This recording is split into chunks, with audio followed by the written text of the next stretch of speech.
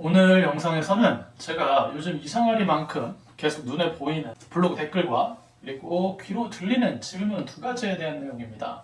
첫째, 국내 증시에 투자하면 망하니 미국 주식시장에 투자하는 것이다. 둘째, 제이슨님은 왜 미국 주식시장에는 투자를 안 하시나요? 이 두 가지 질문에 대한 내용입니다. 오늘 이 내용 주제로 여러분께 중요한 포인트 설명해 드리려고 하니까 자세히 한번 들어보시기 바랍니다. 한동안 종목 분석에 대한 이야기만 계속 공유를 했더니 조금 기계적인 느낌이 많이 들었는데 오랜만에 소통하는 내용을 다루게 돼서 아주 재밌겠네요. 여러분들께서 믿지 못하실 수도 있지만 제가 예전에 은행에 근무할 때 제 담당 트레이더에게 채권 이거 사드려요 라고 말하면 전화 주문 한 통에 제 트레이더가 500억씩 채권 주문을 골드만, JP모건, 시티, 그리고 BNP 파리바 같은 은행에 넣고 그랬습니다. 그리고 때로는 JP모건 트레이더가 제 담당 채권 트레이더에게 블룸버그 채팅을 통해서 니네 채권 그거 안 팔래? 라고 물어보면 제 트레이더가 내 손으로 전화해서 이거 팔 거냐고 물어보는데 어쩔래? 라고 메시지를 전달하기도 했던 기억이 떠오르네요. 제 자랑을 하는 것처럼 들리실 수도 있겠습니다. 어쩔 수 없지만 요지를 설명드리기 위해서 이런 배경을 언급할 수밖에 없었습니다. 저는 원래 국내 시장에 투자를 해본 적이 없던 사람입니다. 미국과 글로벌 시장, 주로 영국, 유럽, 홍콩, 신흥국, 예를 들면 브라질, 터키, 중국에서만 투자를 했던 사람이죠. 이 증권시장 소수의 법칙에 소개한 모이라 투자 기법은 규모가 훨씬 큰 미국 주식시장과 글로벌 자본시장에서 효과가 훨씬 좋습니다. 제가 아시아 허브 싱가포르에서 고객 돈을 관리하고 투자하며 깨달은 통찰과 경험치를 국내에 접목해 들여온 것이라고 생각하셔도 좋습니다. 2017년 제 나이 33살에 스위스 탑티어 뱅크 크레딧 스위스에서 저를 영입하기 위해 보냈던 오퍼입니다. 이때도 기본 급여가 생각보다 많았네요. 오늘 컨텐츠 영상의 핵심 내용은 미국 시장에서 잘 먹힐 수 있는 투자 전략이 존재하느냐에 대한 내용이라 조금 두서없이 여러분들께 내용을 떠들고 있지만 영상 후반부로 갈수록 조금 더 정리된 내용을 설명드릴 예정입니다. 이 책 2권의 제목 물급필반, 어쩌면 고상한 척 사자성어 썼네 라고 생각하실 수도 있고 증시가 이런 법칙을 수렴한다는 건가? 라서 그럴 거라고 생각하실 수도 있겠습니다. 더 정확히 설명해 보겠습니다. 크기가 다른 두 개의 물통, 대야가 있다고 가정해 보겠습니다. 이 대야들에는 밀물과 썰물처럼 물이 차기도 하고 빠져나가기도 합니다. 여기서 말하는 물은 자본의 유입을 말합니다. 아주 큰 대야는 물을 채우는데 오랜 시간이 걸립니다. 크기가 더 크기 때문에 느리고 훨씬 더 장기적으로 작동합니다. 국내 증시의 강세장이 평균 3년, 그리고 미국 강세장이 평균 5.6년, 대략 6년으로 2배 정도 차이가 나는 이유도 이 그릇의 크기 때문입니다. 물을 다 채우고 물을 비운다고 생각해 보시죠. 물을 비우는데도 시간이 오래 걸릴 겁니다. 이 용광로처럼 규모가 큰 대야에 물이 들어차고 빠지면서 예를 들면 다양한 현상과 사건들이 발생한다는 뜻이죠. 원래 대야의 평상시 모습으로 회귀하는 과정도 존재하지 않겠습니까? 장기적으로 자본이 유입되는 거대한 자본시장에 기업의 가치, 즉 현금을 뽑아내는 능력을 보유한 이익성을 인정받고 사람들이 돈을 지불하는 수요와 공급, 즉 수요는 사람들이 매수하고 싶어하는 인기 있는 주식으로 주가가 오르고 있거나 아니면 비싸고 빠르게 올라가는 주식을 말하는 거죠. 그리고 공급은 계속 사람들이 주식을 매도해서 인기가 떨어지고 가격이 하락하는 주식을 뜻합니다. 사람들이 돈을 지불하는 이 수요와 공급 논리에 자본시장에 유입되는 투자금, 그리고 기업의 가치, 이 세 가지가 서로를 수렴하며 반응하는 현상이 미국 증시에서 관찰됐기 때문입니다. 이런 현상이 미국에서 처음 발견된 걸로 우리는 생각해도 되는 걸까요? 아닙니다. 현대 최고의 투기판인 미국 증시의 원조는 원래 유럽 증시였습니다. 최초의 증시는 네덜란드의 암스테르담의 거래소라고 기록되어 있지만 이미 기원 후 1세기 이전에 이탈리아에서 주식과 채권이 왕성하게 거래되고 있었다는 문헌들이 존재합니다. 다시 가치가 수요와 공급, 즉 가격을 수렴하는 현상으로 돌아가 설명해보면 마치 달이 차면 기운다는 말처럼 증시가 과열되면 폭락하고 강세장은 약세장에서 태동되고 영원한 약세장은 없다. 즉 영원한 강세장도 없다. 이런 모든 말들도 다 물급필반 현상에서 발생된 것입니다.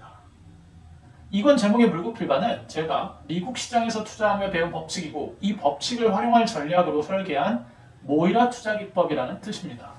핵심만 설명하겠습니다. 이 투자 전략은 규모가 더 크면 클수록 수렴 현장에 회귀하는 미국 주식시장에 훨씬 더 정확성과 빈도가 잘 먹힙니다.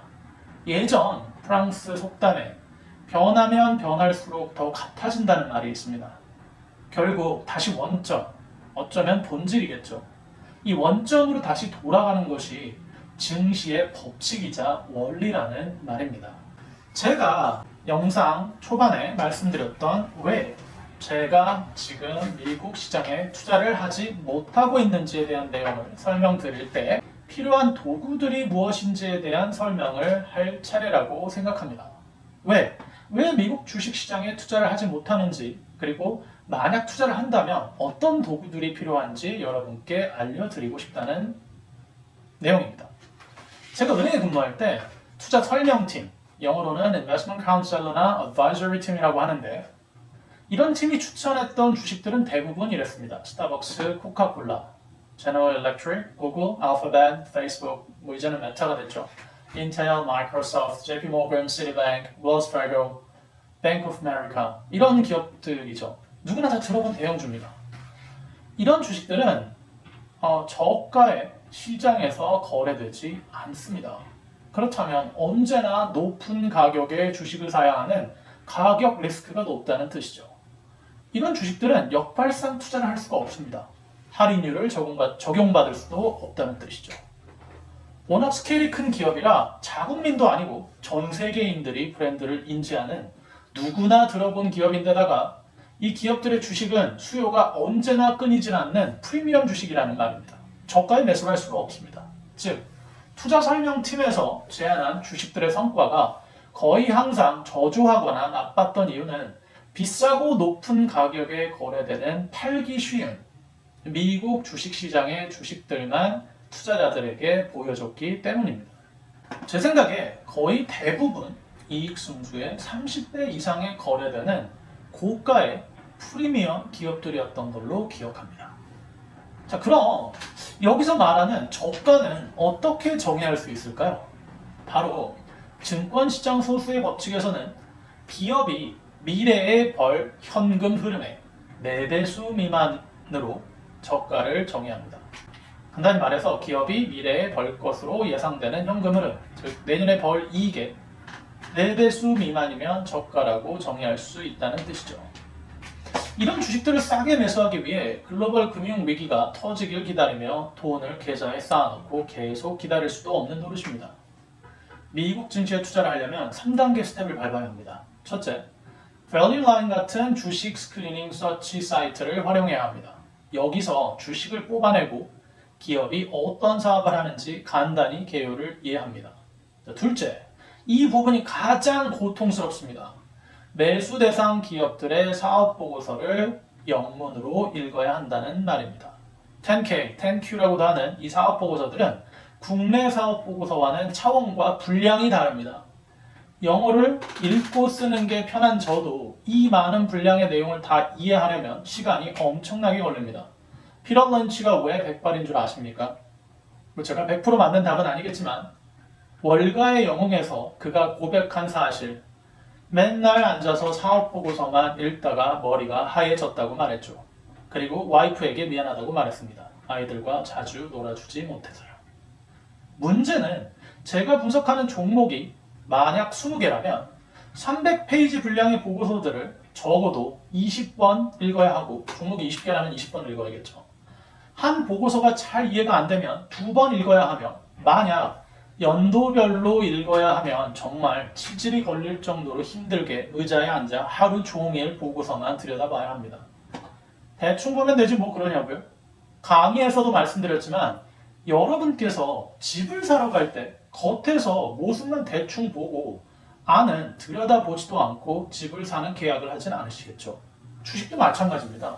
사업적 분석은 언제나 증권 분석의 가장 큰 부분을 차지합니다. 자, 마지막 세 번째, 이 부분은 조금 용이한데요. 제가 만든 엑셀은 환율만 입력하면 재무적 분석이 자동화되어 있기 때문에 이러한 재무 분석과 인적인 분석이 조금 용이합니다. 즉, 3단계는 재무 분석과 인적인 분석을 통해서 재무적 데이터를 추출하고 밸류에이션을 하는 것입니다. 자, 간단히 말해서 1번과 3번 단계는 쉬운데 단계 2가 매우 곤욕스럽다는 것입니다. 저평가 주식을 찾을 때는 정말 많은 기업을 들여다봐야 되거든요. 이런 정교한 프로세스를 만들어서 인프라나 팀이 필요하다면 물론 시스템과 소프트웨어 같은 것들도 필요하겠죠. 이런 도구들이 있어도 투자로 실패할 확률이 존재합니다. 아무것도 모르는 순진한 투자자들은 수익만 나온다면 대충 보고 매수할 수 있지만 저희 같은 투자자들은 실제 문제가 발생하는 건 주가가 하락할 때라는 사실을 잘 알고 있습니다. 대응을 못하면 끝이거든요. 그래서 이런 프로세스를 생략하면 치명적인 결과가 도래한다는 사실을 잘 알고 있기 때문에 이 프로세스를 다 걸쳐서 진행하거나 아니면 처음부터 포기하는 것입니다. 왜 계속 쓸데없는 제 생각을 여러분께 말씀드리냐고요? 이게 주식 투자의 정석이라 여러분께 알려드리는 겁니다. 이 방법으로 투자를 분석하고 골라도 실패가 발생한다니까요. 할 수 있는 실력, 경험, 안목, 그리고 능력이 있어도 시작을 못하는 이유는 혼자서 할 수가 없는 일이거나 이 프로세스를 계속 반복할 자신이 없기 때문입니다. 단적인 예를 들면 예전에 사무실에서 대형 컬러 프린터로 대략 300페이지 이상의 사업보고서 그리고 대형 투자은행들의 리포트를 뽑는데 5분이나 10분이면 됐죠. 지금은 이거 출력하는데 시간도 시간이지만 돈도 엄청 들겠습니다. 분석하고 조사만 하는데도 그렇다는 겁니다. 자, 오늘 영상의 핵심 내용입니다. 첫째, 미국과 영국 그리고 선진국 시장에서 모이라 투자 기법은 잘 먹힌다. 둘째, 규모가 더 큰 시장이면 시장일수록 물국필반 현상은 필연적이다. 셋째, 미국 증시에 멋모르고 투자할 수 있지만 저런 프로세스가 없으면 성공 확률을 높이기가 쉽지 않다. 오늘 이 영상 많은 분들께 도움이 되면 좋겠습니다. 그리고 지난 영상에서 잠깐 언급했던 그리고 현명한 투자, 즉 보수적인 투자에 대한 부분 조만간 영상으로 만들어 다시 찾아뵙겠습니다. 감사합니다.